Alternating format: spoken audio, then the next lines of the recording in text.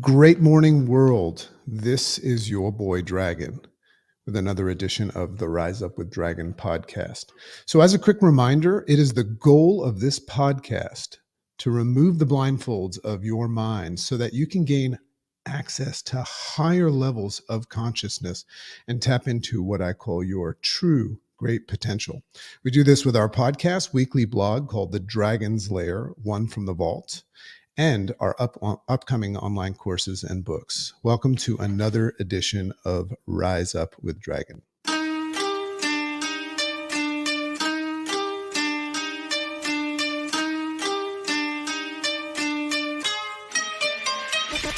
Great morning, world!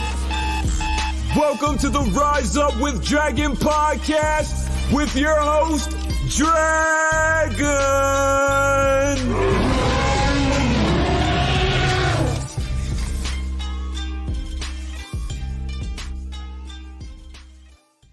Great morning, world. This is your boy. Just starting off with a little bit of gratitude, just in recognition of how long I've been doing this. I think one of the things that we all hope to project into our contact sphere and into the world is our attributes like consistency and follow through. And I think that's the most difficult thing. Hence, this podcast, my book, all my work is about helping people devise more efficient ways of creating perceptions, responses, and more importantly, not getting distracted and following through. So I'm just embracing this moment right now of how many years I've been doing this. I forget about it because it's an unconsciously competent thing I do now. But my chicken very often reminds me of like that she's proud of me and things like that, working to my love language of words of affirmation. But I've just done hundreds and hundreds of these now. And I'm just recognizing that, the payoff is very, very real. The juice is worth the squeeze. But, this idea of waking up in the morning, reading, consuming positive things and having, just a routine and a structure that pulls you out of your program, which is something that's very dangerous to just allow your program to boot up and run, especially if it's carried some of yesterday into today. So just feeling a lot of gratitude for structure, for the people that I have chosen to let into my nightclub of life. They made the guest list, and just this podcast has just been such an amazing blessing. And I hope that people are using the podcast the right way and using it as part of their morning structure. I use podcasts and videos and books and things like that as a matter of controlling my consumption in the morning to set my mind up to be in a place where I get to call the shots rather than my programmed mind. And we'll talk a little bit about that in this episode, which is called A Subtle Nudge into Clarity. So as a quick reminder, the Rise Up with Dragon podcast is sponsored by Karma Mind. So we'll run that promo. Get into the float state with Karma Mind meditations and gear.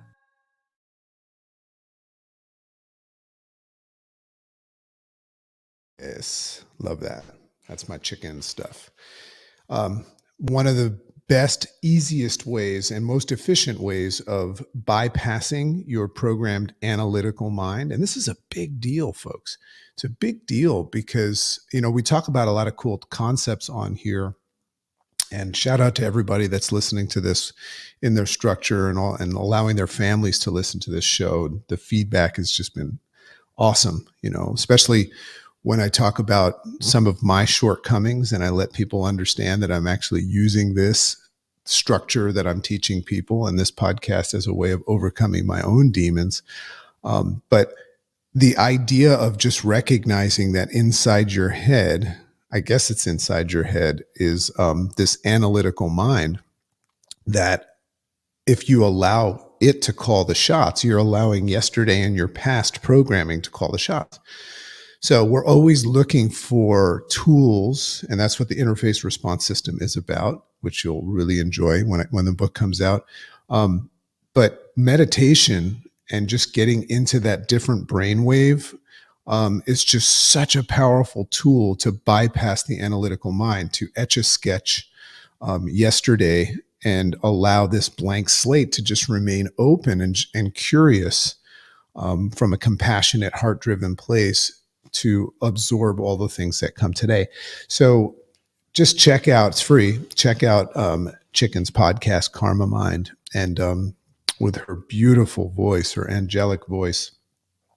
And she just takes you through these little 10-minute journeys that just really, really help. So let's get into this. This is fun. So the word of the day is nudge. And when you absorb that word, I wonder what it means for you. And we'll get into that. We're going to unpack it. But this is just another example of something that I pick up. I usually pick up words because, you can look at a word like nudge and recognize how your programmed mind, your immediate knee-jerk reaction to what nudge means. But then if you use the interface response system and you stop and think about it and say, you start to realize that it could be used in many, many different contexts. So while I'm reading and learning all this valuable stuff as it's being presented to me, I very often will catch a word that for some reason will intrigue me and it'll strike my curiosity. So I'll use the interface response system and I'll distance myself from it and think about it. And then boom, here comes a whole rise up as a result of that word. So the subtle nudge into clarity. So it starts off with an observation. So the observation is of the struggle that we humans face in creating the right perceptions. This is a struggle, right? Because whatever you perceive, you have a tendency to believe. The right perceptions followed by the right reactions and responses to what it is that you're perceiving is happening. So we call those happenings. So it brings to light, and this is where everything kind of flowed from, it brings to light how often we allow our programmed mind, our programming, and what I refer to as our virtual reality suit of sensitive senses. So if you haven't listened to that podcast about the VR suit, when I'm talking about our VR suit, we know that we have our 5, maybe 6 senses, right? So I buy into that. So I refer to the senses, this outer layer that we have. It's either a protective barrier or it's one that we use to sense and perceive things. So I call that our virtual reality suit. I call it a virtual reality suit because it's debatable whether or not the way we perceive things is actually how they're happening. Okay, long-winded way of explaining virtual reality suit. So how often we allow our programming and our current, because it's upgradable and downgradable, current VR suit of sensitive senses to run the show on autopilot. So that's what I want to. I just want to make sure that I help people acknowledge the fact that our senses and our concepts are running on autopilot, meaning you don't know that they're running. So we forgive you for not what you do type thing. So one of the greatest books that I've ever read, Thinking Fast and Slow, from Daniel Kahneman, Nobel Prize winner. So in his bestseller, Thinking Fast and Slow, he designated this program knee-jerk reaction that I'm referring to of response as what he calls System 1. So there's 2 systems, System 1 and System 2. So as you're learning, an integral step in this teaching and this thing that I'm sharing called the interface response system, an integral step in that process after you've created a perception or you identify something is to distance yourself from the automatic System 1. Now, System 1 comes in handy sometimes, and we'll talk about it, but a very important step in creating a more efficient reaction and response to things is distancing yourself from the automated response using techniques that called cognitive distancing and things like that, or eliciting the sound that I teach everybody to do, and that's right? That's cognitive distance.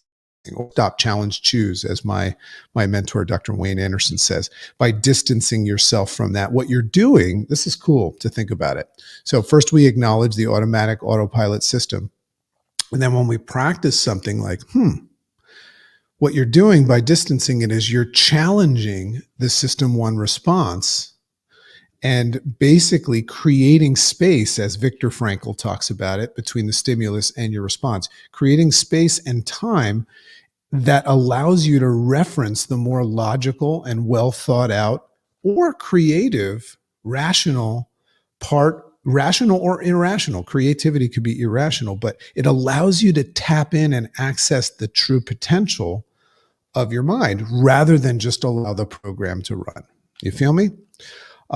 Very, very cool. So what this does for you, if you grab onto a more rational thought, oh, I don't know, like something that supports where you decided to go that morning rather than that goes against it, and I just want to stop right here for a sec and just acknowledge that right now in my life as a coach and as an observer and as a seeker, I find the most fascinating part about human behavior, you and I, is how and I see it happen all the time, how human beings can make a decision, like an all-in decision, accepting everything that they're going to go do something, and then just out of nowhere, as if they passed through some sort of a time warp or wormhole, completely not only get off track from it, but be able to look at it and decide that it's not right for them within an hour or something like that. So this really, really fascinates me.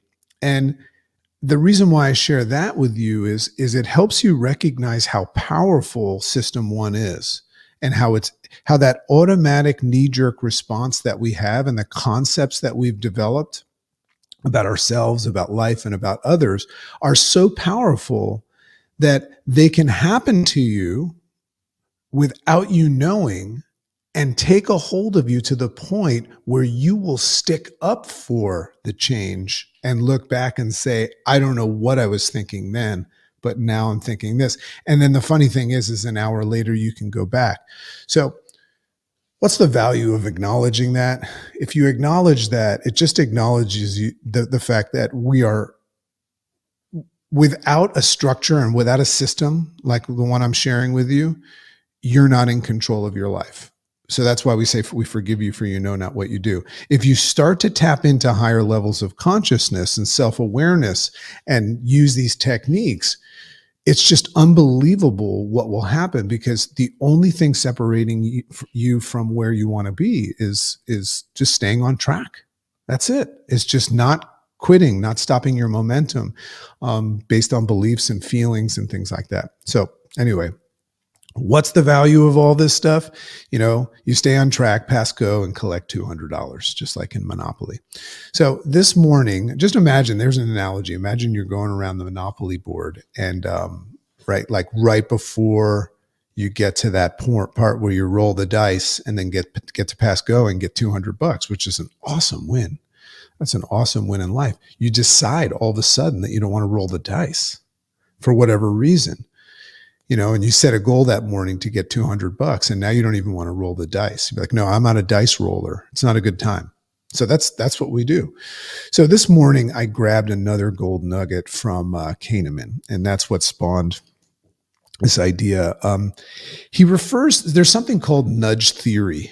And if you want to, for those of you that are real heavy duty thinkers, go check it out. It's super, super cool. But based on that, Kahneman refers to the idea and the action of a nudge. And it's simply explained, as I see it, as an outside force. A nudge is an outside force that in some way encourages you to notice something else that most probably weren't looking at. So isn't that a pretty cool thing? It's like nudge me, by the way.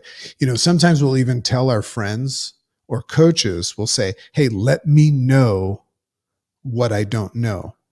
So that's kind of asking for a nudge and acknowledging it. Now, sometimes we identify that the universe gives us a nudge, like you get some sort of a feeling or whatever. And sometimes we just react to the nudge, but I think what's really important when you get a nudge from the universe is to just, it, right? Because it might be a false nudge.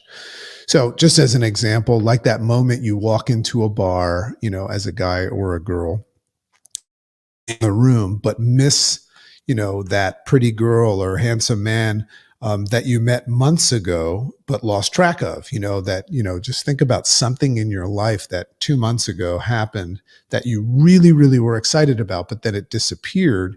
And then all of a sudden you walk into a restaurant and it's there, but you don't notice it. So you can use that as an analogy in life. But your friend, for whatever reason, because they're just on a different plane and they're scanning the room a different way, your friend, for whatever reason, notices this person and breaks your system one, right? You're just doing what you're doing unconsciously. You don't know that this person or this thing has shown up again, which is another big win, is being able to recognize when valuable things show up in your life. If you're just allowing your system one to run without even contemplating accessing the other system of consciousness, you'll miss it. So you get that nudge and it breaks your system of accessing the scene and says, yo, dude, look who's here, and guides you, right? That's what a nudge is. Guides you to look in a new direction, and presto, magico, something you may not have seen for whatever reason, comes into view, and your entire reality changes as a result of that. So just stop and embrace the power of the nudge, right? And if we can learn maybe how to self-nudge, or if you're the kind of person that likes to help people, maybe you could become a nudger. So let's go a little bit deeper. So you get a shift in your physical. When this happens, you get a shift in, here's the value, that you get a shift in your physical, chemical, and emotional senses. Your virtual reality suit almost like upgrades and becomes like redirected. And what's interesting in that moment, when you get a nudge and you see something and you attach value to it, you forget about what it is that you were doing. So there's another example of how quickly we can change, right? You were doing this. You were curiously looking for something. You get a nudge and you see something else. And now you completely in that moment forget about what you were just doing. That's how powerful it is. It's like, it's just like a complete upgrade of your VR suit. So your projection actually of the night. So think about confidence. How are you projecting 2022 right now? Maybe you need a nudge to see something. That's what coaches do. This is what I do for my clients when they begin.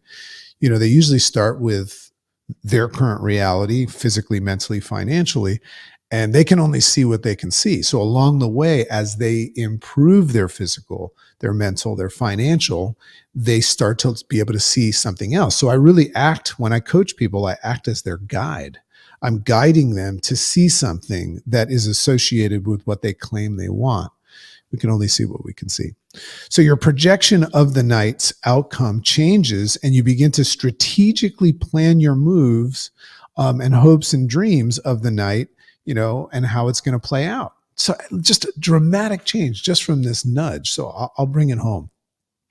So you're grateful to your pal, for hooking you up and recognizing, what a great supportive friend is. That's cool. It's cool as a friend, a coach, and a confidant to know what somebody wants.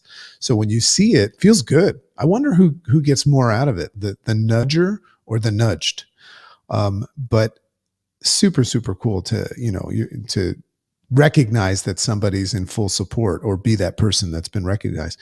So now, wouldn't it be cool to have such a buddy with you all the time? Now, this is the thing. I gave you that analogy because I want you to just say like, oh man, I wish I had somebody or some sort of a way or a system of always getting the nudge. So that's the purpose of this Rise Up. Well, good news, you have that buddy that's with you all the time, and it's your conscious mind, right?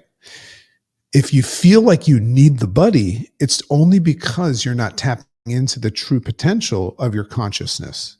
Now, this is a whole other conversation, but in neuroscience, all these geniuses like Donald Hoffman are referring to like, where does consciousness live? And just quickly, they know it's not in the brain, it's in a field in the space between us, right? That's where they can't prove it, but that's where they assume that consciousness lives.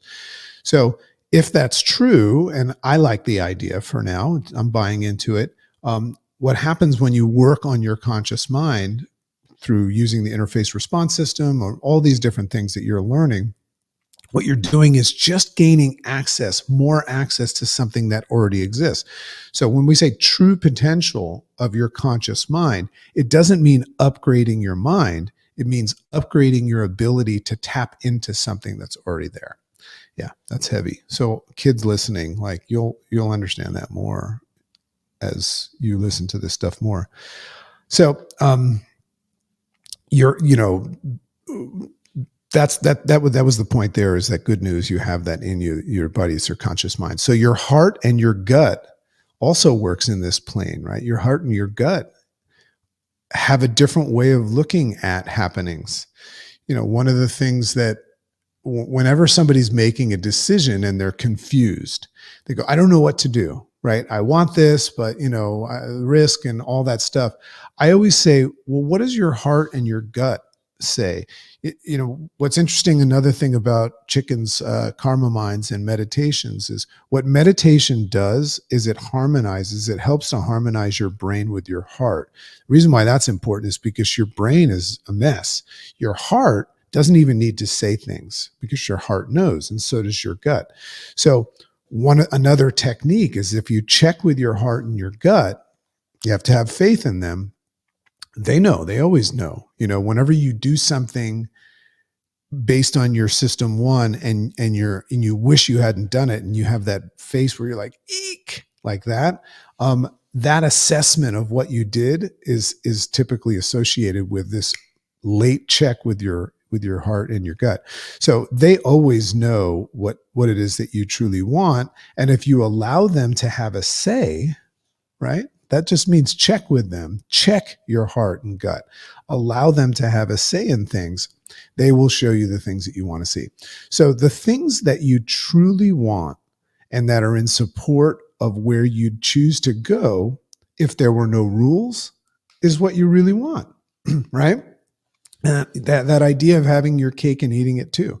That's what everybody wants. So that's the value of checking with your heart and your gut, cognitive distancing, and slowing down and interrupting and challenging system one. So I realized that the action of cognitive distancing and practicing things like which is the dragon original, is a self-nudge. So that's what I loved about this morning and this rise up, is just the acknowledgement that I have the ability to give myself a gift of a self-nudge. And the self-nudge, just like my friend in the bar, is my way of just saying, stopping and looking a different way. If you're looking this way, the nudge will say, hey, before you commit to that, look at this. Check the big picture, scan the scene. Now, if you look at a detective, there's a perfect example. A detective, or even a negotiator of any sort, they're looking plane than somebody that's just unconsciously acting, right?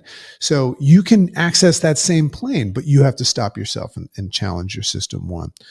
So that action of cognitive distancing and practicing, is that self-nudge.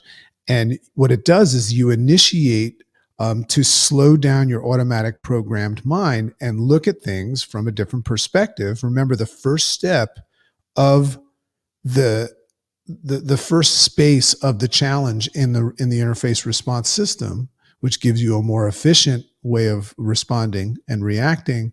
The first step is acknowledging and challenging your perception.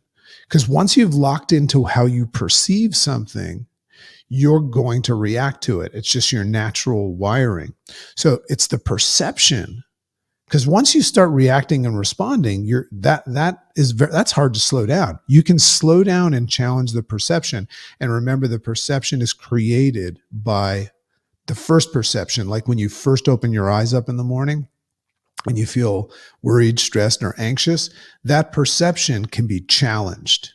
Now, sometimes when we challenge the perception, it still exists and it confirms itself. So what I have found is that my morning routine, the structure of my morning routine and my, everything that I do in the morning leading up to this is my way of making sure that my challenge of the perception that it's a bad day is thorough. Because sometimes I'll challenge that it's a bad day and I'll still think it is.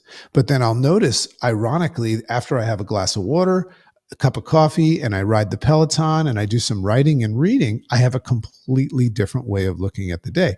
Now, I did a podcast called Dear Mr. Fantasy, and a lot of people challenge me that, Dragon, you're mistaken. It is a bad day. You just have convinced yourself otherwise. And I go, exactly. You see, this whole world is a fantasy. We have the ability to change the way we look at things, therefore change the way things look, right? So what's wrong with that? What's wrong with that? I'm doing a lot of reading right now about how easily we fall prey to believing that things are a mess, So if you're watching for the example, my daughter who's here with us, and she'll be on the show soon, she noticed that, we don't watch the news. This is our new daughter that we just adopted. We don't watch the news here. And she's used to seeing the news and things like that. So we just control what we consume. And I told her, I said, yeah, we're creating a fantasy here. We're creating a fantastic fantasy life where we decide what is and what isn't.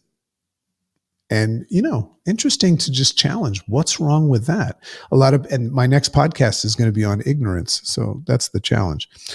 So slowing down your automated program and look at things from a different perspective. And therefore, that's going to serve you and what it is that you want.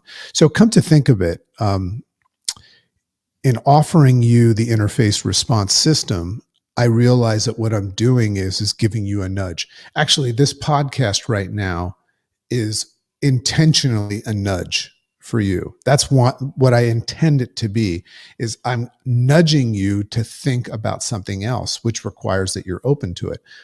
The people that listen to this podcast and use it as part of their structure, it's pretty powerful what they're allowing to happen. They're allowing themselves to look at things from a different perspective, right? Because on this show, we don't have opinions. We just think everything is worth looking at. When somebody comes to me and says things are bad, and I go, tell me about it, sell it to me. And the only thing that they'll get from me, which interrupts what they're trying to protect sometimes, is I'll say, yeah, or it could be like this. I'll never say it is like this. I said, or it could be like that. That's me running the interface response system. But at the end of the day, little secret, I get to decide what I want to think about life. And I guess what I bring my kids up to realize is that they control that. If my kids have a good interface response system. We were all having a laugh this morning when we were having family time in the morning about how exhausting it must be to live with me, be married to me, and have me as a dad, because I just analyze everything. So my nudge is an offer to look at things differently, thus proactively leveraging your decision-making process rather than reactive. Proactive, meaning taking a proactive approach rather than reactive. System 1 is reactive. System 2 is proactive. Getting into this idea of acknowledging your program mind and recognizing the fact that you have the strength and ability to reprogram your program mind. But then tomorrow, you will boot up that program. And even if it's perceived as a good one, like if you have a great day today, you might decide tomorrow to boot that program up and run it again tomorrow because it was great. That is the birthplace for complacency, right? So you always have to work at this. Hey, success is inconvenient and doing the work is exhausting, but the juice is worth the squeeze. So love and appreciate you all. Big shout out to everybody that has been giving me positive feedback. The new podcast that I'm doing with a good friend of mine and a lot of special guests is going to be really, really cool. It's going to give everybody access and ability from scratch to learn everything that you need to know and engage and earn money from NFTs and this whole new world that's out there. So get ready for that. That's going to be fun because I'm excited. So love and appreciate you all. Have an amazing day. And this is Dragon signing off.